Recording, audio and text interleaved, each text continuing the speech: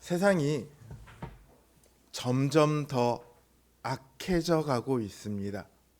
이건 아마 누구나 인정할 겁니다. 이걸 인정하는 말 중에 유명한 게 있죠.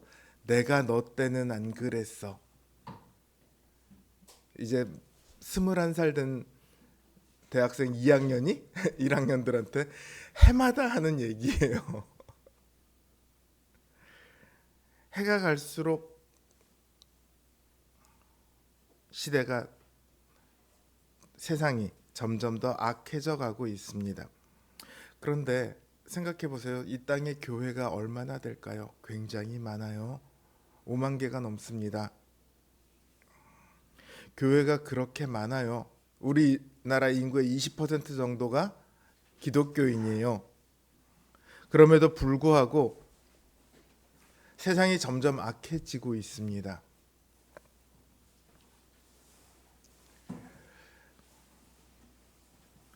이 시대는 하나님을 알지 못하는 시대입니다. 만약에 하나님을 안다면, 하나님의 뜻을 안다면 그렇게 악해질 수 없어요. 그런데 교회가, 신자가 그렇게 많음에도 불구하고 세상이 악해져 가고 있다는 것은 신자들 중에도 하나님의 뜻을 알지 못하는 사람들이 많이 있다는 뜻이 되겠죠. 신자들이 하나님의 뜻을 알지 못하면 결국은 세상의 뜻을 따라 살아갑니다. 세상의 생각과 세상의 가치와 세상의 방식으로 살아갑니다. 그러니 신자들의 삶이 세상 사람들에게 아무런 감동을 주지 못해요. 다를 게 하나도 없으니까요. 성경은 이 시대가 악하다고 말합니다. 2000년 전에 쓴 기록인데 그 2000년 전의 시대만 악한 것이 아니라 지금 이 시대도, 그리고 앞으로 다가올 모든 시대도 다 악합니다. 왜냐하면 여기서 말하고 있는 이 시대가 악하다고 하는 것은 악으로 물들었다, 이 시대가 다른 어떤 때보다 악이 가득 차 있어, 이런 뜻이 아니라 종말의 시대라는 뜻이에요. 종말의 시대는 단순히 세상이 끝나는 시대가 아닙니다. 그저 주님이 오시기만을 기다리는 시대가 아닙니다. 종말의 시대는요, 이 세상에 공중권세 잡은 사단이 심판을 앞두고 발버둥을 치는 시대예요. 나 혼자 죽을 수는 없어. 그러고 신자들을 유혹하고 신자들과 함께 멸망하기 위해 발버둥을 치는 시대입니다. 그래서 말세는 동시에 이단의 시대이기도 합니다.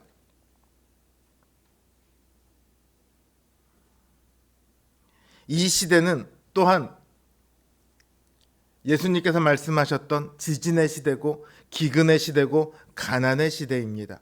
미움의 시대이고 전쟁의 시대입니다. 어쩌다 보니까 그렇게 되는 게 아니라 그게 종말의 본질입니다. 언젠가 끝이 나게 되어 있는 그 시간을 우리는 살아가고 있습니다. 그 끝에서 우리는 모두가 다 심판을 받게 되겠죠. 그런 악한 시대에 자신의 삶을 이 세상의 방식대로, 이 세상의 생각대로 살아가는 것은 결국 악한 삶일 수밖에 없습니다.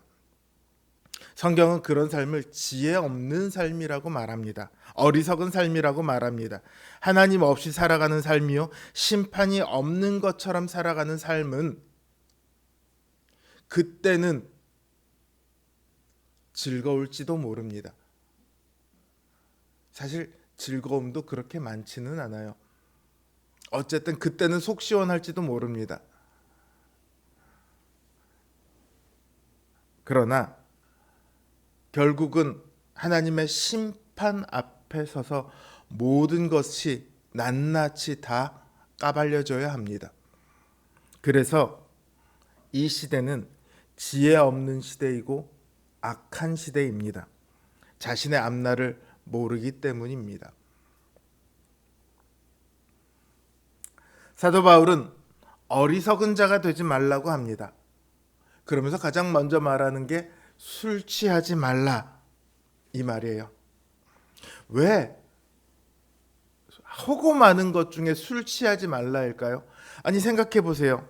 어리석은 자가 되지 말라 하면서 제일 나쁜 행동, 살인하지 말라 이런 거 말할 수도 있잖아요. 혹은 살인의 근원이 되는 미워하지 말라 이런 거 말할 수도 있잖아요. 근데 왜 술 취하지 말라일까요? 술 자체가 나쁜 거라서 그럴까요? 그렇다면 살인하지 말라가 써 있어야죠. 그게 아닙니다. 술 자체가 문제가 아니라 술 취함이 우리를 어디로 이끌어가냐면 방탕함으로 이끌어갑니다. 술에 취하면 이성이 사라집니다. 절제가 사라집니다. 양심도 사라집니다. 사리분별이 사라져서 길거리에서 자기도 하고요. 모르는 사람과 싸우기도 합니다. 평상시에는 음주운전하는 것을 나쁘다고 생각했던 사람이 운전대를 잡기도 합니다. 또 범죄를 저지르기도 하죠. 신자도 마찬가지입니다. 신자도 술 취하면 믿음을 따라 행하는 것이 아니라 욕망을 따라 행합니다. 술 취하면요, 신자 비신자 구분 하나도 없어요. 이걸 사도 바울은 방탕함이다 그렇게 말합니다. 방탕하다고 말할 때 방자는 놓을 방자입니다. 놓다, 풀다 이런 뜻이고요. 탕은 털어 없앨 탕자입니다. 흔히 탕진하다 할 때 쓰는 탕자고요. 탕자에 비유할 때 탕자가 이 탕자입니다. 방탕의 사전적인 정의는 주색 잡기 등에 빠져서 행실이 좋지 못하고 시간, 재물, 정력 등을 헛되이 쓰는 무절제한 상태를 말합니다. 방탕함은 욕망을 따라 살아가는 삶이에요. 사도 바울은 이 방탕함을 멀리하라고 합니다. 욕망을 따라 사는 삶은 이 악한 시대를 살아가는 세상 사람들의 삶이기 때문이에요. 지혜 없는 어리석은 삶이죠. 대신에 성령 충만을 받으라고 사도 바울은 말합니다. 술에 취하면 내가 아니게 돼요. 내 욕망만 남고 내 평소의 생각이나 성품이나 이성이나 이런 것들은 다 사라집니다. 성령의 충만함을 받으면 정반대의 의미에서 내가 아니게 됩니다. 옛사람의 모든 욕망은 사라집니다. 정확하게 말하면 사라지는 것이 아니라 갇혀 눌리게 됩니다. 더 이상 겉으로 펼쳐나오지를 못해요. 오직 하나님의 뜻을 따르는 마음만 가득하게 됩니다. 그러니까 사도 바울은 술 취한 사람은 옛사람의 가장 표본이라고 말을 하고 싶은 거고, 성령 충만한 사람은 새 사람의 가장 표본이다 이렇게 말하고 싶은 거예요. 그리스도인의 삶은요, 내 뜻대로 사는 삶이 아닙니다. 하나님의 뜻대로 사는 삶이에요. 왜냐하면 그리스도께서 자신의 삶으로 우리를 사셨기 때문입니다. 이전에 우리는 사망과 죽음의 노예였습니다. 그 사슬에 얽매여서 사망과 죄에서 풀려나지 못하는 사람이었습니다. 그러나 이제 예수 그리스도께서 그런 우리의 모든 사슬을 끊어내시고 우리를 사망으로부터 이끌어내셔서 생명의 나라로 옮겨주셨습니다. 이것은 단순히 우리가 살아가는 장소가 바뀌었거나 우리의 소유주가 바뀌었다는 개념이 아닙니다. 우리의 인생의 목적과 방향이 바뀌었다는 것이고요. 동시에 그 살아가는 방식이 바뀌었다는 말입니다. 쉽게 말해 이전에는 내 힘과 내 모든 것을 다해 내 목적을 위해 살았다면 신자가 된 후에는 하나님의 목적과 뜻을 위해 하나님의 힘을 힘입어 살아갑니다. 이게 신자의 삶입니다. 그래서 신자는 성령의 충만함을 받아야 합니다. 우리가 이 땅에서 하나님의 뜻대로 살 수 있게 하는 힘을 주시는 분이 바로 성령님이십니다. 주님께서 승천하시면서 이 땅의 교회를 위해 성령님을 보내셨습니다. 이 땅의 교회에는요, 이 땅을 살아가는 신자들에게는요, 반드시 성령님이 필요하기 때문이에요. 성령님이 없이는 믿음으로 살아갈 수 없습니다. 성령님이 없이는 하나님의 뜻대로 살아갈 수 없어요. 잠깐 우리가 이 말씀이 좋은데 우리 이렇게 살아야지 할 수는 있습니다. 믿지 않는 사람들도요, 성경을 보고 저거 괜찮은데 이렇게 생각할 수 있어요. 여러분 그거 아세요? 세상에 윤리학에 지금 우리의 윤리학이 거의 다 서양에서 출발된 윤리학을 쓰는데, 동양의 윤리학도 물론 있습니다만 대체로 전 세계적으로 윤리학 그러면 서양의 윤리학입니다. 이 서양의 윤리학의 출발점이 어딘지 아세요? 어거스틴입니다. 어거스틴이 성경으로부터 뽑아낸 그 살아야 할 도리에 대해서 쓴 것에서 윤리학이 출발을 했어요. 그러니까 믿지 않는 사람들도 성경의 어떤 일부분을 잠깐은 살아갈 수 있습니다.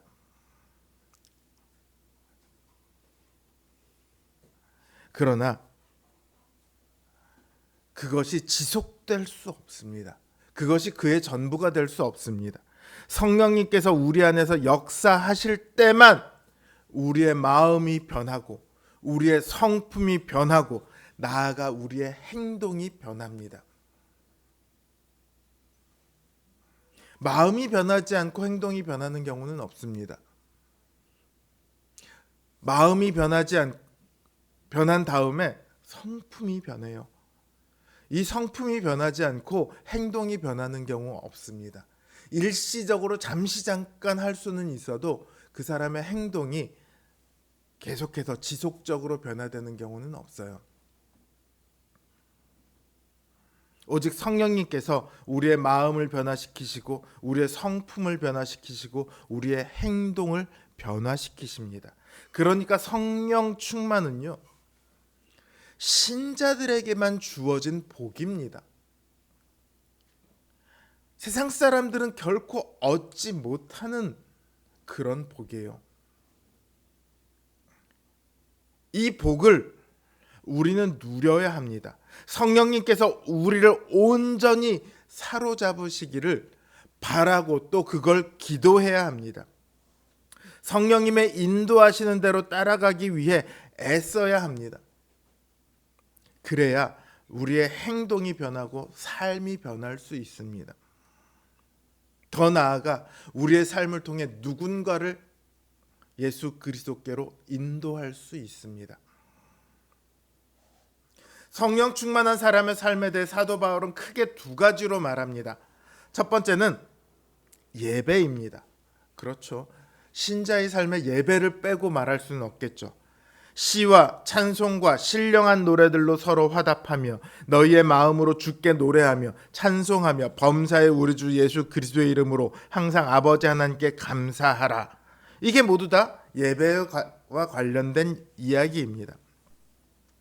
성령 충만하면요, 무엇보다도 하나님을 향한 우리의 마음이 기쁨과 평강과 감사로 가득하게 됩니다. 찬송하지 않을 수 없을 만큼 찬양이 절로 흘러나옵니다. 여러분, 모태신앙으로 자라신 분들은 이런 경험이 좀 없으신 경우도 있어요.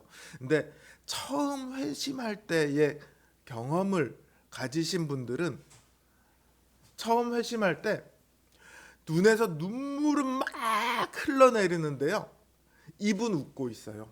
정말 이상하죠?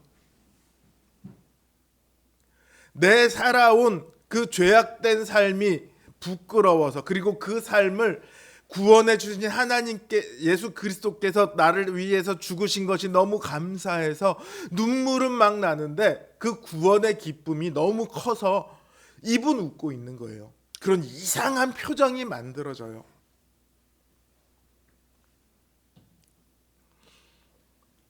그게 성령 충만한 상태에서의 신자의 마음이에요. 일제강점기 때요, 많은 기독교인들이 감옥에 갇혔습니다. 신사참배를 하라고 합니다. 그 예배 중간에 일본 신사를 향해서 황제 위패가 모셔진 곳이 신사인데, 예배 중간에 그 신사를 향해서 참배하라, 이거를 일제가 강요를 했고, 부끄럽게도 그거를 한국 기독교가 받아들였습니다. 그럼에도 나는 하지 못하겠다 거부하는 목사님들이 많았고 거부하는 신자들이 많았어요. 그래서 많은 기독교인들이 감옥에 갇혔습니다. 그때 간수들을 굉장히 힘들게 했던 게 뭐냐면, 신자들이니까 이 사람들이 다른 걸로 힘들게 하지는 않아요. 정말 착하게 행동하거든요. 근데 찬양 소리, 이 찬양 소리가 끊이지를 않는 거예요. 누군가 한 사람이 찬양을 하잖아요. 옆에서 다 같이 찬양을 합니다. 그 간수들이 막 뛰어들어서 막 조용히 해 그러고, 때로는 끌어내갖고 때리기도 하고 고문을 하기도 하고, 그런데도 찬양 소리가 끊이지 않아요. 그럴 만도 한 게요, 여기 감옥에 갇히신 분들이 어떤 분들이냐면, 나는 감옥에 가더라도, 나는 죽는 한이 있더라도 믿음을 포기하지 않겠다, 나는 예배를 포기하지 않겠다, 이런 분들이 감옥에 갇혔잖아요. 그러니까 이분들이 감옥에 있으면서 찬양하기를 멈추지 않는 거예요. 감옥에 있으면서 하나님께서 우리들과 지금 함께 하십니다, 너무 기쁩니다, 이러면서 찬양을 해요. 또 주님께서 우리들을 위해 당하신 고난을 이제 우리가 주님을 위해 당하고 있습니다, 얼마나 감사한 일입니까, 찬양합시다, 이러고 또 찬양을 해요. 간수들은 미치죠. 이분들은 성령에 충만한 분들이었습니다. 그러니까 그 감옥에서도 밥도 제대로 못 먹고 두들겨 맞고 춥고 그런 곳에서도 찬양과 기도가 끊이지 않았어요. 예배에서 은혜를 잘 느끼지 못한다는 분들이 있습니다. 설교가 문제일 수도 있고요, 그 교회의 예배가 문제일 수도 있습니다. 그러나 무엇보다 문제는요, 그 마음에 성령의 충만함이 없기 때문입니다. 성령이 충만하면 감옥에서도 예배한다니까요. 그 어느 곳에서건 기뻐하며 찬양할 수 있습니다. 그러나 우리가 여기서 주의할 점이 있습니다. 시와 찬송과 신령한 노래들로 서로 화답하며라고 말하고 있습니다. 나는 하나님을 믿어, 그러니까 나는 집에서 혼자 예배할래, 그게 아니라고요. 서로 화답하며라고 말하고 있잖아요. 성령의 충만함은 우리를 어디로 끌고 가냐면 함께 예배하는 자리로 끌어갑니다.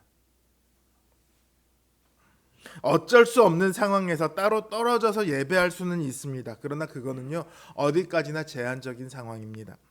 성령님께서는 우리 한 사람 한 사람의 성령님이시기 전에 교회 공동체의 성령님이세요. 그래서 성령에 충만하면 함께 나아와 공동체의 예배를 드리며 사랑의 교제를 나누게 되어 있습니다.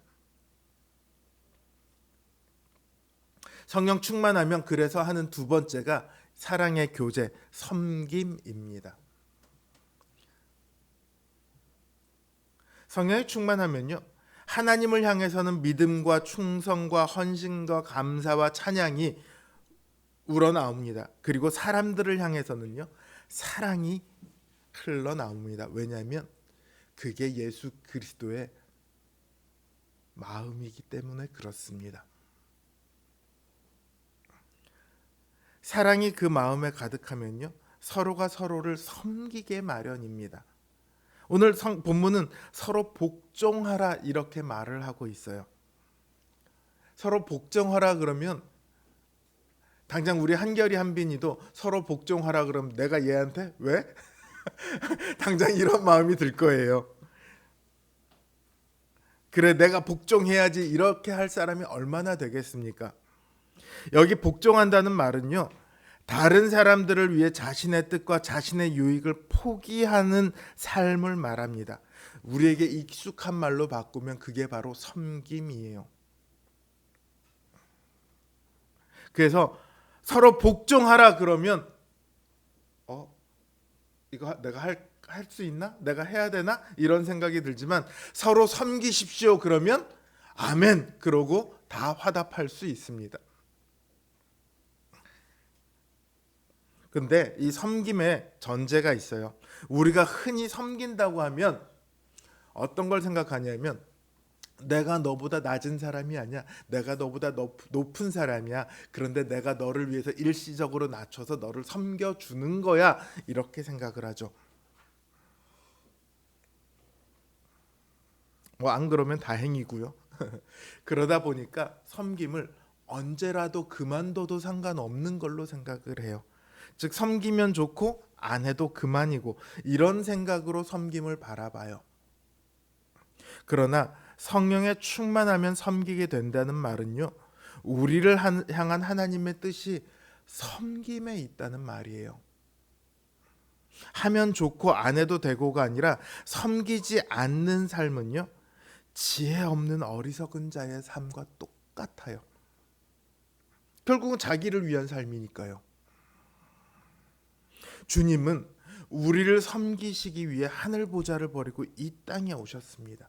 그걸 우리는 사랑이라고 부르고요, 겸손이라고 부르고요, 섬김이라고 부릅니다. 주님의 그 은혜를 입은 사람은요, 주님을 섬기고 사랑하는 것이 당연히 마땅한 일이겠죠. 근데 주님께서는 너희가 나를 사랑한다면 내 옆에 있는 내 이웃을 사랑하라 이렇게 말했습니다. 주님께서 마태복음 25장에서 양과 염소의 비유를 해요. 마지막 때에 되면 심판을 할 때 양과 염소를 나누는데 염소들을 향해서 뭐라고 말하시냐면 너희가 왜 나를 사랑하지 않았냐 이렇게 묻지 않으신다는 거예요. 뭐라고 물으시냐면 네 옆에 있는 가장 작은 사람에게 왜 하지 않았느냐. 네 옆에 있는 가장 작은 사람에게 한 것이 나에게 한 것이고 그 사람에게 하지 않은 것이 나에게 하지 않은 것이다. 주님께서 이렇게 말씀하시거든요. 너희가 나를 섬기고자 한다면 네 옆에 있는 그 사람을 섬겨라. 이렇게 말씀하셨어요. 사도 요한은 여기서 한 걸음 더 나아가서 내 형제를 사랑하지 않는 자는 주님을 사랑하지 않는 자요 하나님을 알지 못하는 자로다. 그렇게 말을 합니다.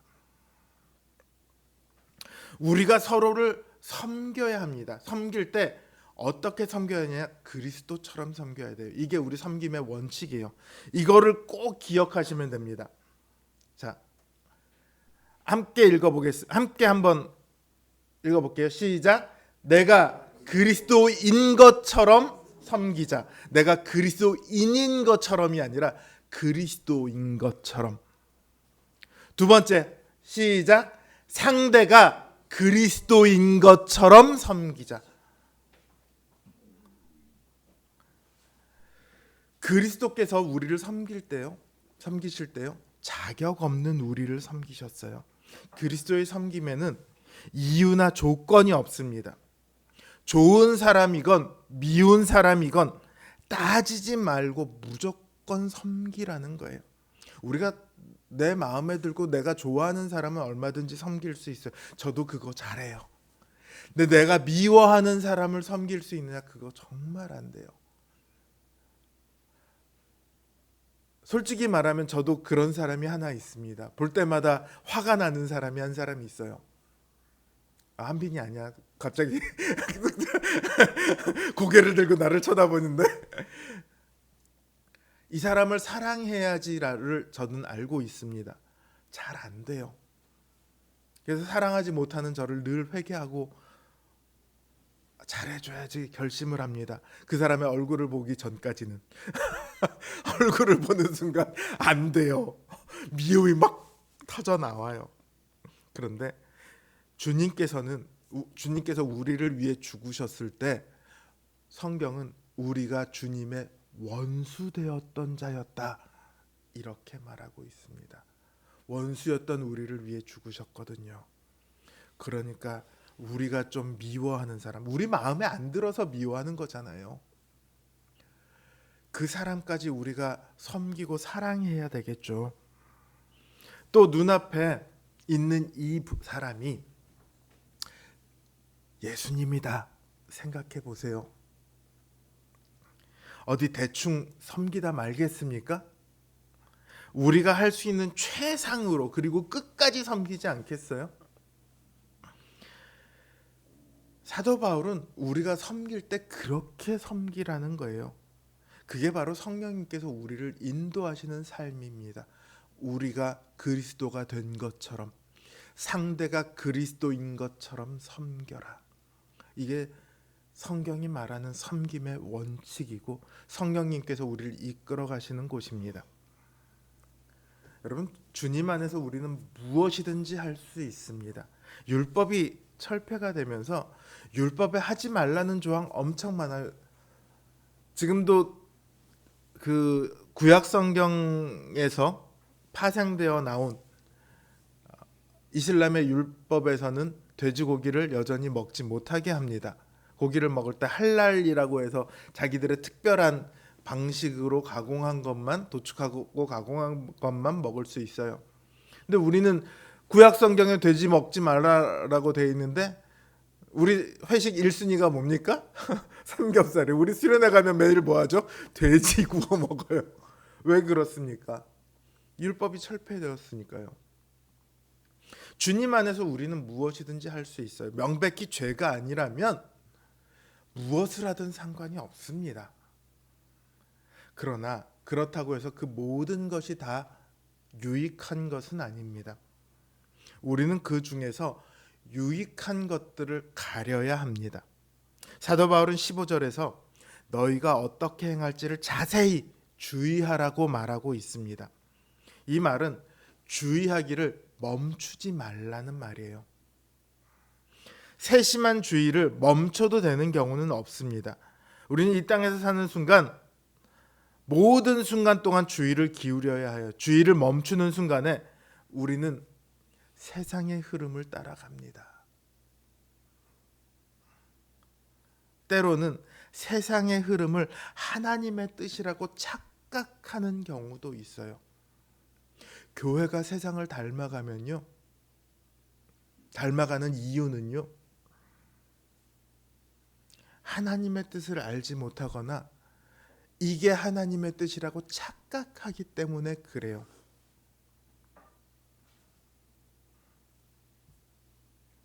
그래서 사도 바울이 17절에서 그러므로 어리석은 자가 되지 말고 오직 주의 뜻이 무엇인가 이해하라 이렇게 말하고 있습니다. 그러니까 정말 하나님의 뜻이 무엇인가에 대해 세심하게 살펴야 해요. 이게 우리가 하나님을 예배하는 것이고 이게 우리가 주님을 닮아 사랑하는 것인가 살펴야 해요.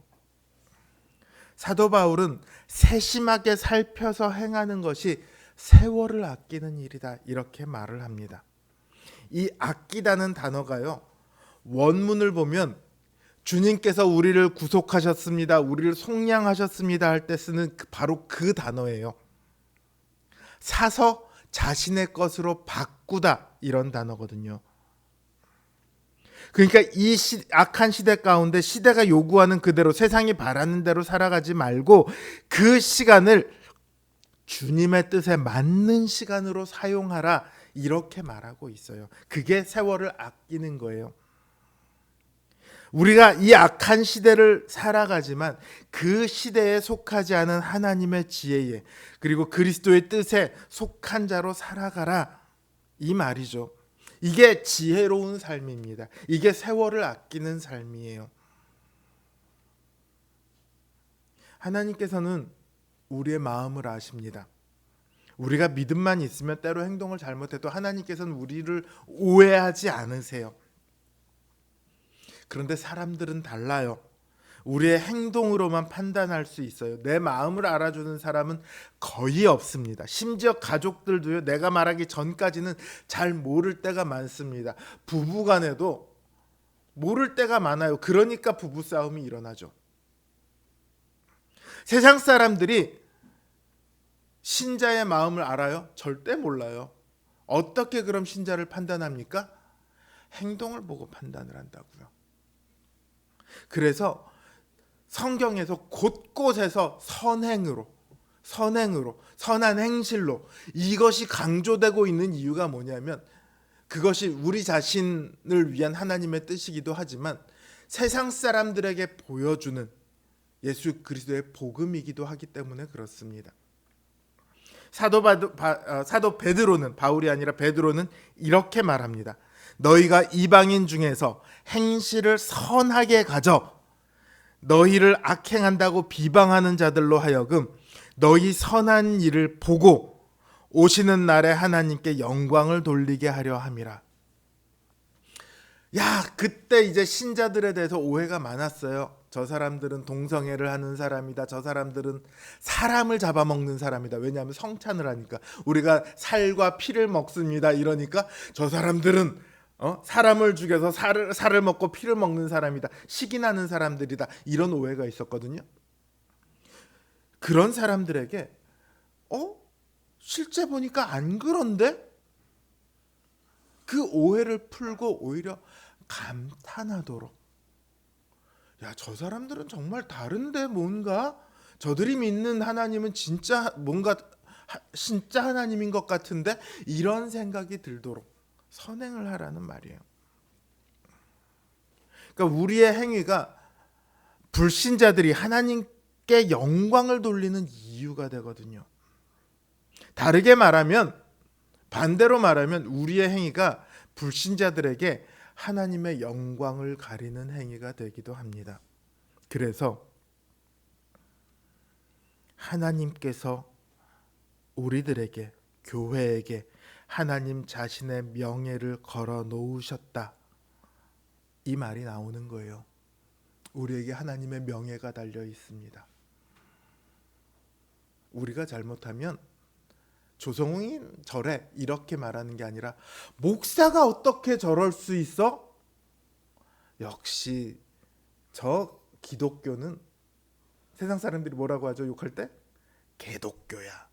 목사는 뭐라고 하죠? 먹사야. 집사는 뭐라고 하죠? 잡사야.